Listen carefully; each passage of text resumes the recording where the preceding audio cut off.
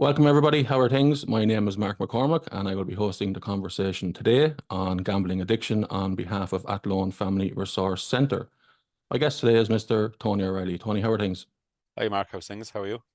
Not too bad. Listen, thank you for joining us today. We're talking about gambling addiction, and you've been there, done it, and wore the t-shirt, and now you spent the last number of years helping people. Can you tell us a little bit about that, what you do, and how you're helping people? So I suppose after I left prison, or suppose during prison as well, I trained to become an addiction counsellor or general counsellor. But I obviously, for reasons, I kind of went into addiction counselling, specifying in gambling addiction. So probably since 2016, I've been accredited counsellor in Ireland. I've worked predominantly with addiction, but as I said, like mainly with gambling addiction. I try help and support people who've been negatively impacted by gambling, whether it's the person themselves or whether it's a family member or a loved one. And part of my work, I suppose, I would have done a little bit of work with external problem gambling back in 2019 for a couple of years. And part of the remit was doing school talks. So because of my own lived experience, I would have developed a program around that and gone into schools and delivered workshops.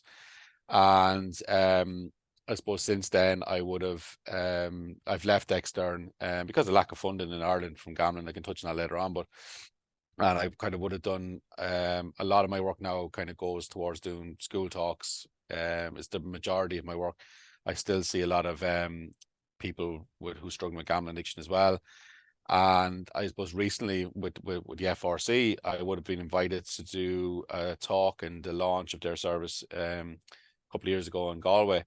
And on the back of that, like I didn't know what an FRC was, if I've been totally honest. There was one in Waterford where I'm living now, but I wouldn't have been aware of it, which is it's kind of mad to think when now that I've done a few talks, and then you kind of see the great work that they do around the country. And when I was doing the talk, afterwards, two FRCs contacted me and asked me, would I be willing to go down and do a talk in their FRC? One was in Cork and one was in Kerry. And I'll never forget, like, we'd go down to Carry Tool in Cork. It was a brilliant event organizer, a big community event. Everyone came in and there was 40 or 50 or 60 people at it. And we had a great evening's conversation around gambling addiction. It kind of helped to shine a light on this addiction that, generally it's a hidden addiction, and on mental health as well. And on the back of that, I suppose I approached the FRCs and asked, would be any way we could do a project that we could go and visit all the FRCs and do talks in the community and maybe do a few school talks or in sports clubs, etc., and help kind of train or help train our counsellors to be kind of more, I suppose, more aware of gambling addiction and the different nuances of working with a gambling addiction. And I suppose in the last year, but since July last year, I would have visited 19 FRCs or 18 FRCs, beg your pardon, and I would have delivered a lot of talks in different communities around Ireland. And Athlone is part of the kind of second wave by 5 FRCs that I'm going to be kind of linking in with from September to probably February next year, and just trying to help to create awareness around this ever-increasing problem in Ireland. So that's the majority of my work will be kind of workshops, company talks, school talks, and I do a little bit of lecturing with UCC on their addiction studies course as well. So I'm kind of branching out. And also, I suppose I've gone back into the prisons and done talks, mental health talks in there, and work with UCC on their addiction studies course in the prison in Cork. So lots of work around mental health, but I suppose a lot of work around gambling addiction, which is my passion, I suppose. When we talk about gambling addiction, like it's kind of you mentioned the word hidden. And that's what it is. It's like if something is wrong with someone, you can normally see it, you can help them out. But addiction is normally a one-on-one. It's you and gambling, and often people try to hide it.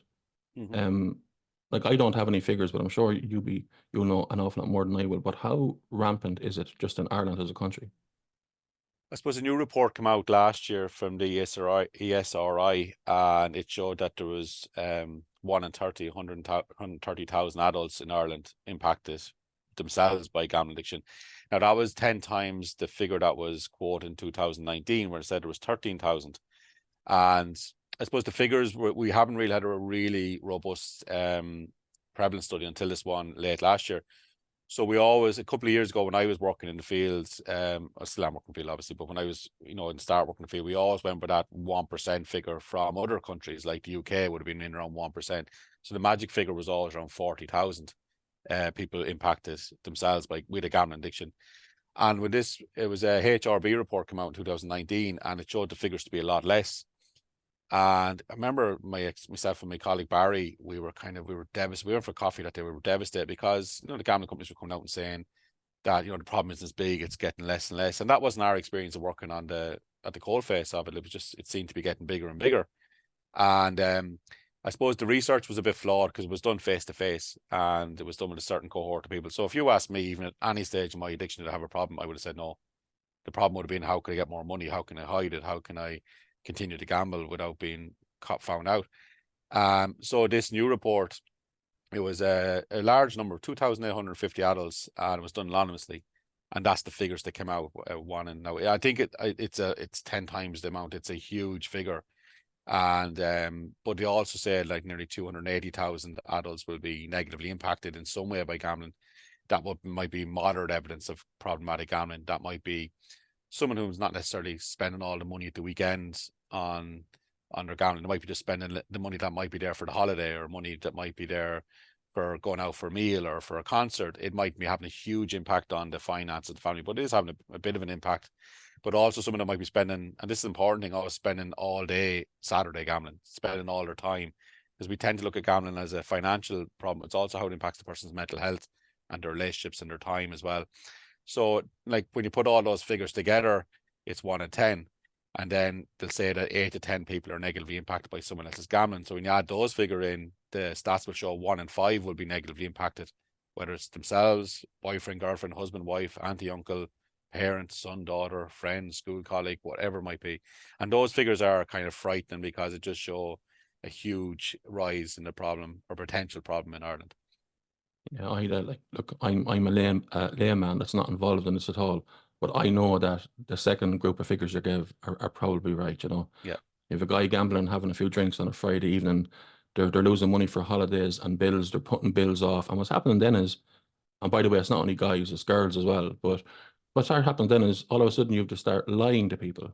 Yeah. You just start telling lies to cover yourself. You're kind of chasing your own tail, hoping that you'll win. And like, there doesn't seem to be, well, at least 20 years ago, there definitely wasn't any really proper support.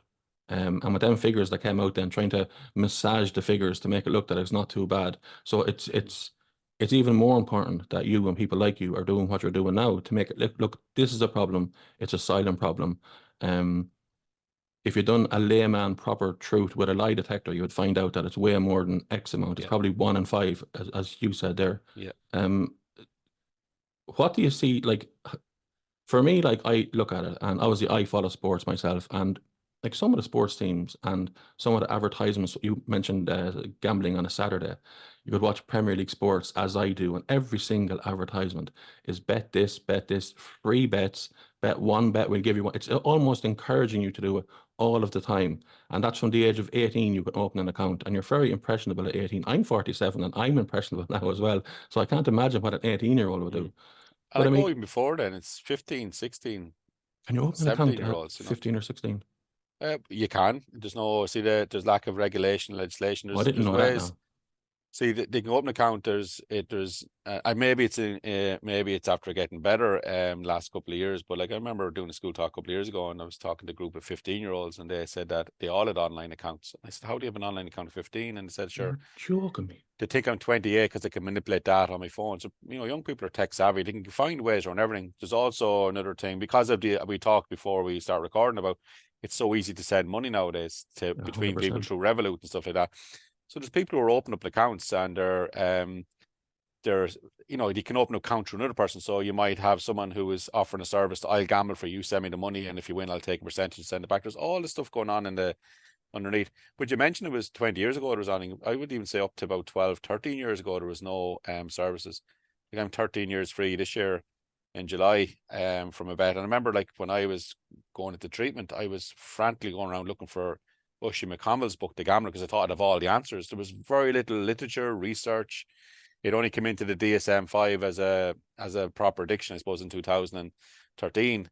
it would have been always seen as an impulse control disorder, and that helped to create more awareness and more research and more, I suppose, more people talking about it. And I suppose it is important for people like myself to talk about, but I suppose it's important for society to talk about, because people will see my story and see the figures and kind of go, oh, sure, that would never happen to me. That's not, I'm not going to get that bad. Or, we'd have Oisin McConville or Niall McNamee or all the GA players, brilliant people have come out and spoke very publicly about, and people will say, oh, sure, that's not me. They're at the extreme ends, but we need society to see that it's not just the big figures, it's relative to how it impacts a person's life. It could be someone who's gambling, as you said, the €100 a week that they can't afford to lose. They're the people that we need to be shining a light on as well, or need to be talking about this as well.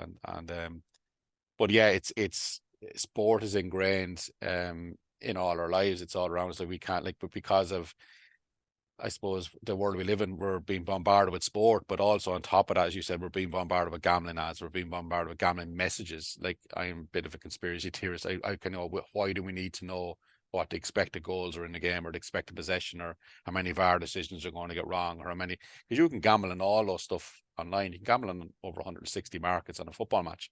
When I started gambling, you could do home win, a draw, or away win, or maybe a first goal score. Nowadays, you can gamble on absolutely anything within a game: corners, red cards, yellow cards, everything and anything. And that just, again, it creates a bit of banter, a bit of crack, but also it normalizes, because the commentators are talking about the different odds. I remember watching rugby a few weeks ago, well, a good few months ago now, actually, in Ireland playing Italy, and we're talking about the handicap betting. And it gets you thinking around it, and it gets you thinking, oh, that could be something I could gamble on as well. So we've lived in a world where it's never been as easy to bet, because we can gamble 24 hours a day online. If you even look at a live score, the app for checking football results, years ago when I was gambling, you could check all the main leagues. Now you can check leagues, local leagues and everything on it. You can check leagues from around the world, Himalayan, under 17, reserve soccer, whatever is next, you can check it. And that means that we can constantly keep in touch with our game. So that means it enhances the experience of being able to place a bet. So if I go to place a bet at 3 o'clock in the morning, I can check the results.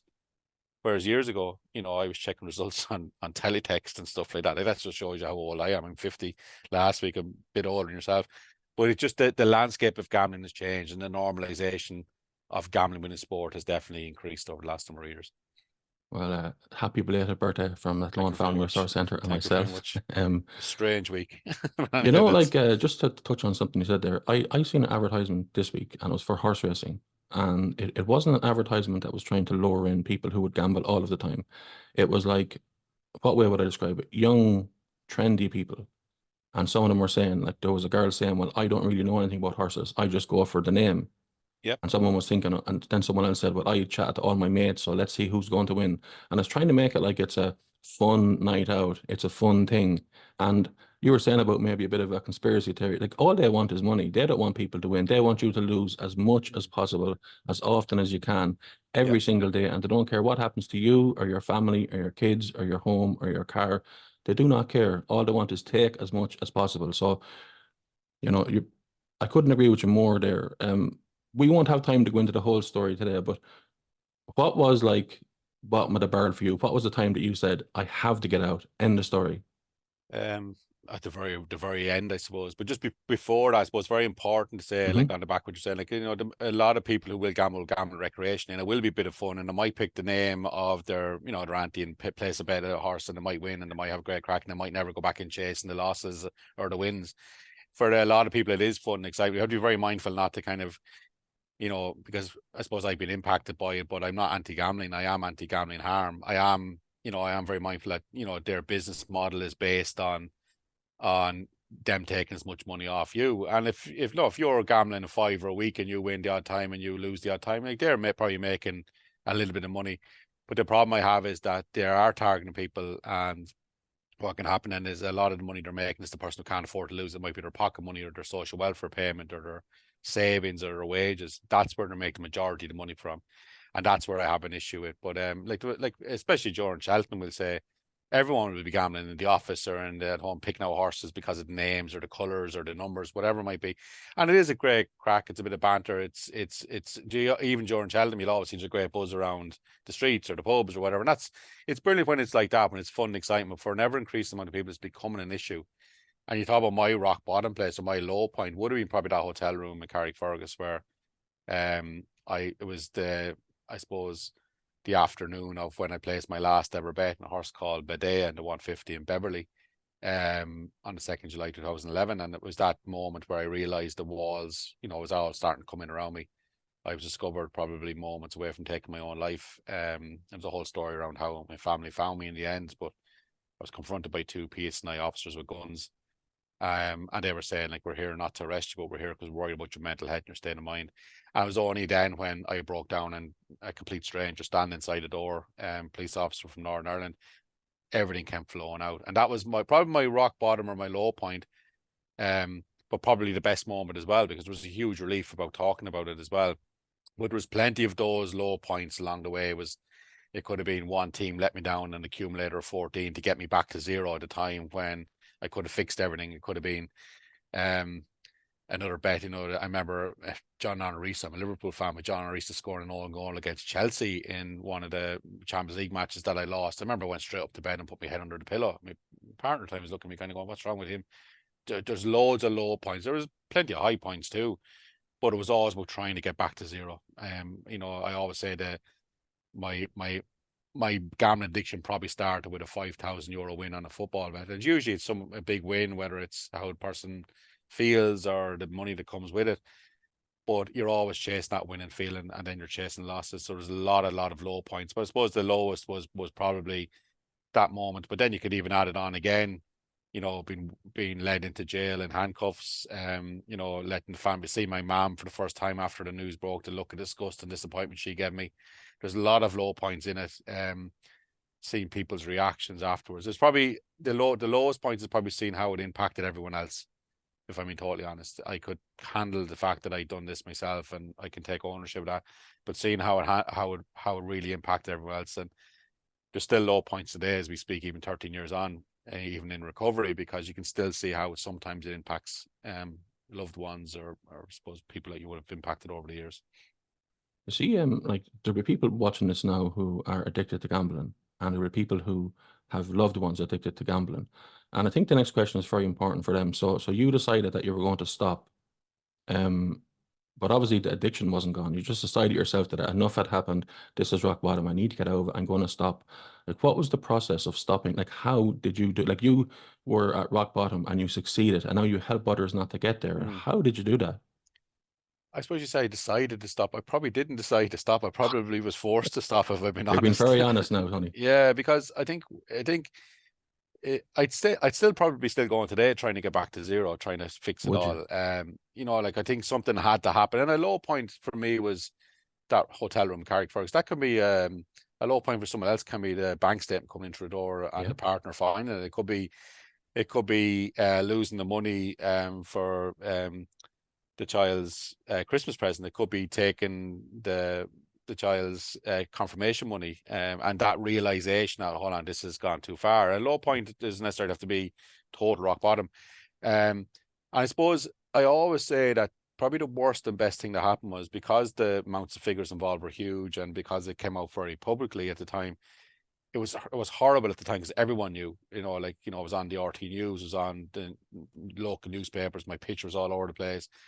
I live in this town called Cara, which wouldn't be a huge town, and there would be, everyone would have known, because I would have been well known from working in the post office and working in the pub over the years, or playing sport, not at a brilliant level, but playing local football.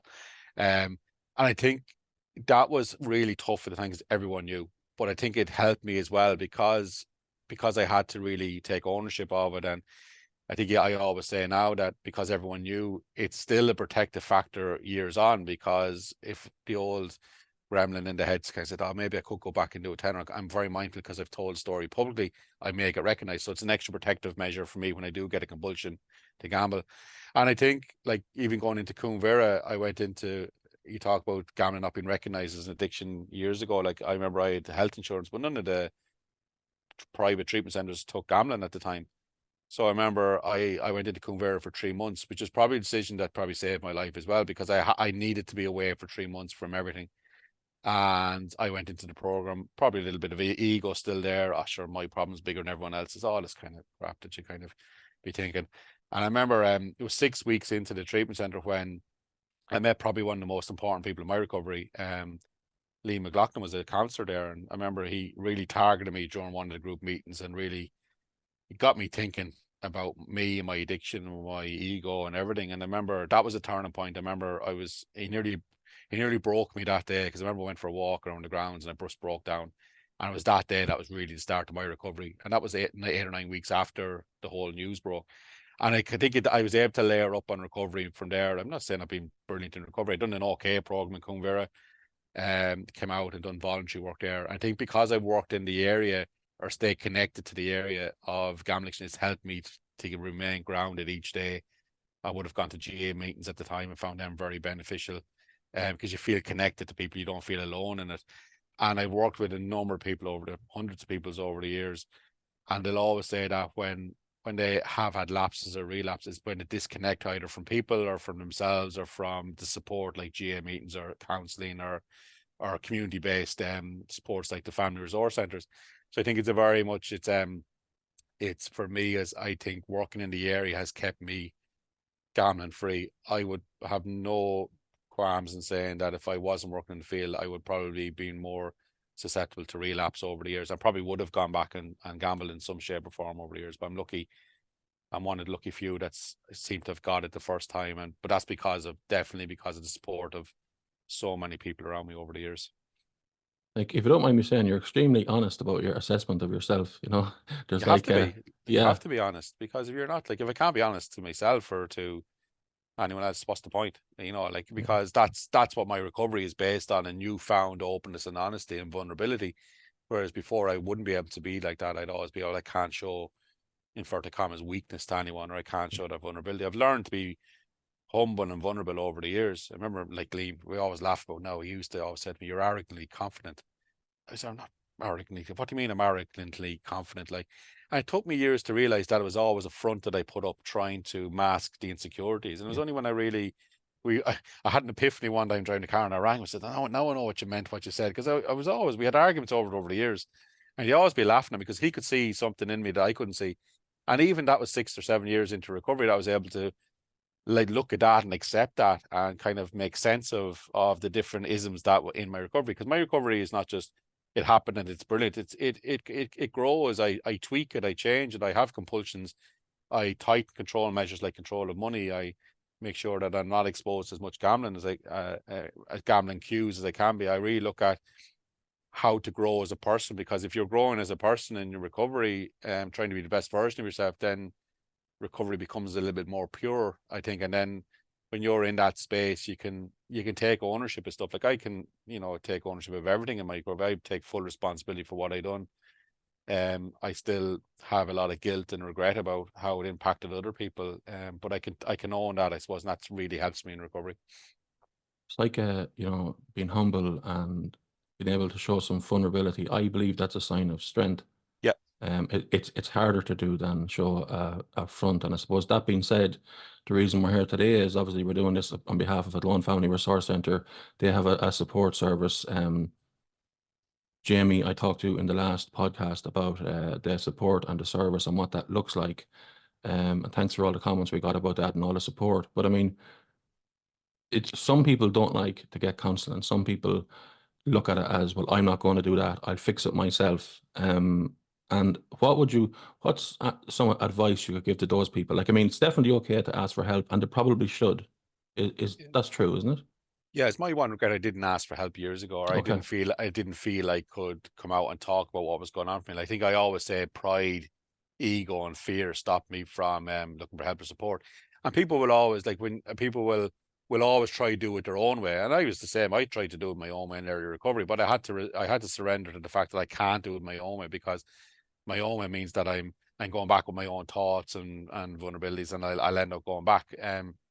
It's the same as, like, I suppose in January, I was at the doctor. He said your cholesterol's sky high. You're a walking heart attack. And I was always thinking, "Ah, sure, big Oh, man, I don't need any support. Like, I'll go for a walk next week. I'll be fine." We'll always push it down.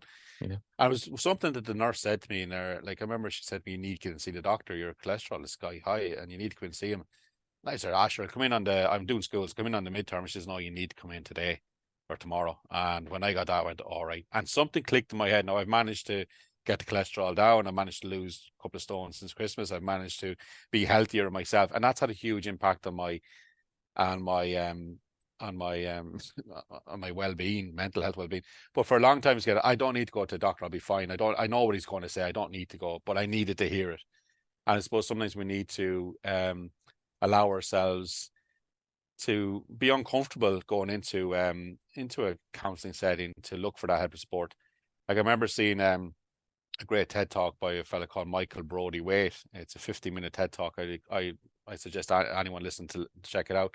And he's in recovery from a drug addiction. He talks about the 3 principles he uses in his life for recovery. He also uses in his business life. And one of them is practice rigorous authenticity. So being authentic in every area of your life. And that's the openness and honesty. I try to be as much as I can. He'll always talk about surrendering the outcome. So that's like accepting I can't do this on my own. I need to reach out and look for help. And the third one is doing the uncomfortable work. And that's going to a counsellor, because we'll always make up every reason why we shouldn't go or why we can't go or why, like I can't go, like why would I go there? I don't need. And there still is a stigma somewhat to going to see and looking for help and support. And I would have been very much the same. But if we can get past that, and there's also sometimes a stigma about going to like a Gamblers Anonymous. I don't like going into groups or talking in groups. And so many people that you've encouraged to kind of reach out and get that extra support, they'll always come back saying, "Oh, it wasn't as bad as I thought it'd be." Because we always build it up in our head that it's going to be worse. We catastrophize, we black and white thinking, polarization, all this kind of unhealthy thinking styles. I couldn't go there, sure.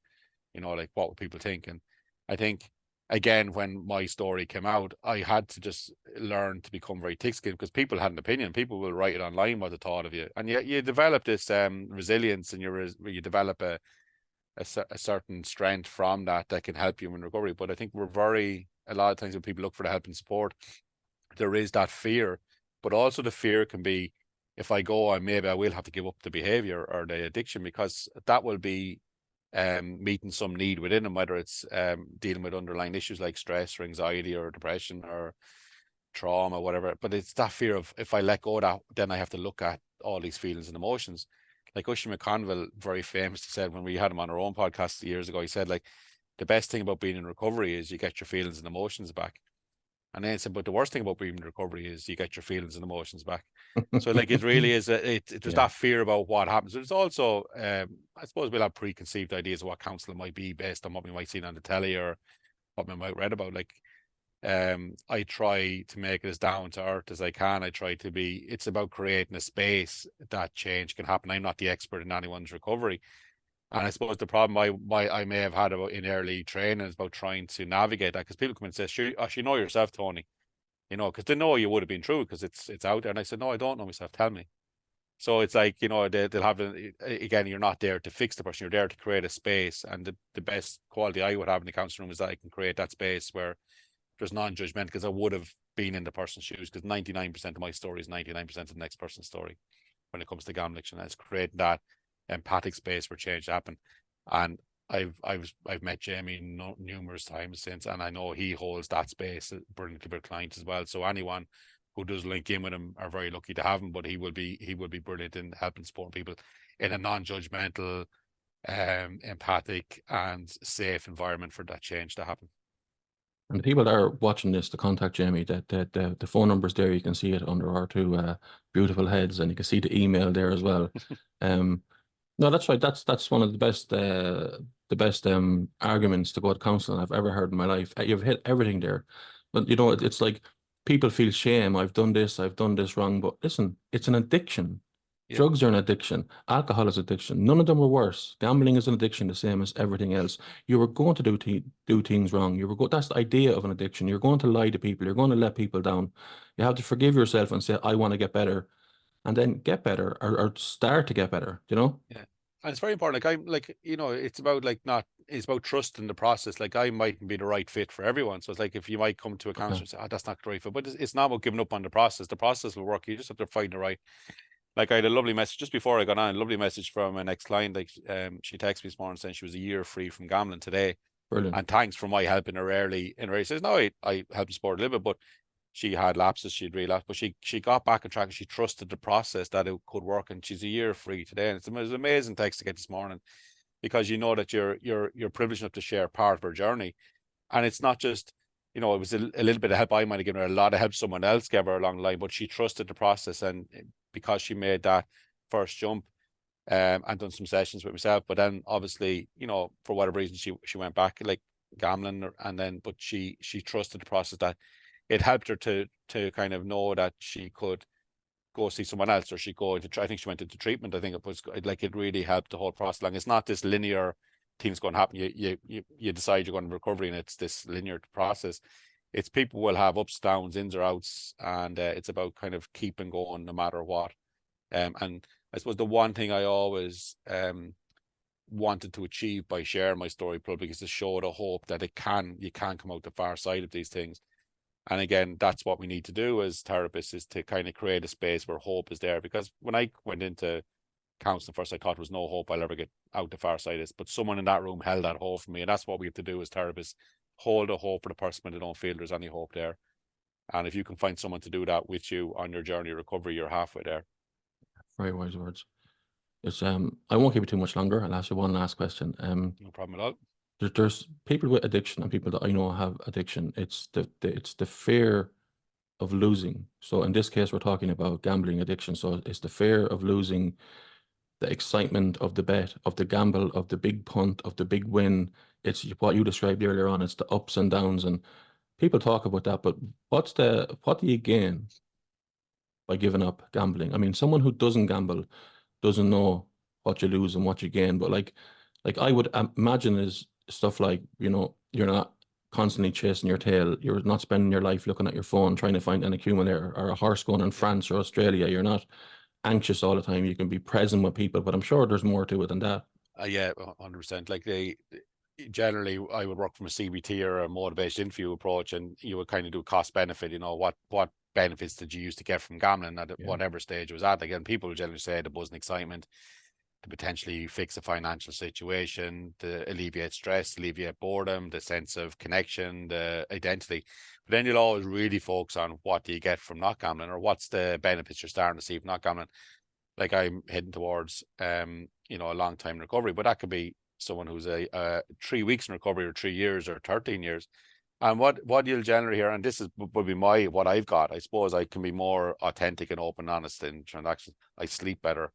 It helps me with my mental health. So my diet is better. Well, it has been better the last couple of months. It wasn't, because comfort eating was also another thing that I used to use.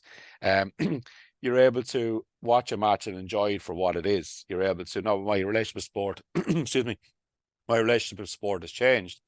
I'm a Liverpool fan. I watch all Liverpool games. I might watch the Champions League final. I might watch a little bit of rugby if Ireland are playing. But I'm not watching Scunthorpe and Yeovil on the Tuesday night, stuck to the screen, missing out on time with my family. Yeah. You're able to be fully present in your relationships. You're able to be there in body and in mind. You're able to be more honest, more caring. You're able to be a better version of yourself. You're able to you're better off financially. Even though I'm still paying off gambling related loans 13 years on, you're still better off financially than you would have been. You're able to wake up in the morning and not have that fear of the postman coming with the bank statement. You're like, and that was still there for years. That was kind of go, every time you see a letter coming, you're really jumping, because it's the old trauma around, geez, what's going to happen? You're able to be, you know, I think it's a really better version of yourself, and you're able to be not looking at any situation of what you can get from it. You're looking at situations of what you can give to someone, or what, you know, how you can be there for someone, and not always constantly take. Because you mentioned the relationship with the behavior or the substance, it's only a one way. So like if I have a relationship with gambling, I'm only taking and taking. I don't give any of myself to anyone else. So you learn to be to reconnect is probably the most to kind of encompass it all. The most thing you learn to reconnect with yourself and with others, because it was Johan Hari said that the opposite of addiction is not sobriety. The opposite of addiction is connection. It's how we reconnect with ourselves, how we learn to like That's ourselves very again. clever. Yeah, so it's how we reconnect. And when we lose that reconnection, that can lead back to all addictive behaviors, whether it was gambling or drugs or alcohol. Or for me, it was shopping was definitely there before the gambling, because of that lack of connection. And comfort eating was definitely there for a long time. I'm starting to get my head around the shopping, not so much. I'm still lethal when it comes to buying records that I don't listen to. So I have to be very mindful of that. So all that stuff, like I've never been happier. And I remember I was quoted saying this in some interview years ago. I said, I've never been happier in my life, but it's pity I had to go to hell and back to get there. So it's like I've never been happier. I'm in a new relationship. I lost a lot because of my gambling, but I gained so much more back. I'm in a new relationship the last 8 years. I have my daughter very much in my life. And everything is really, really good. Like I have the same problems as everyone else. You know, cost of living, insecurities around stuff that come up every so often. I'd be very mindful of how I manage that. But there's not those extremes of highs and lows anymore. I'm very content in the middle.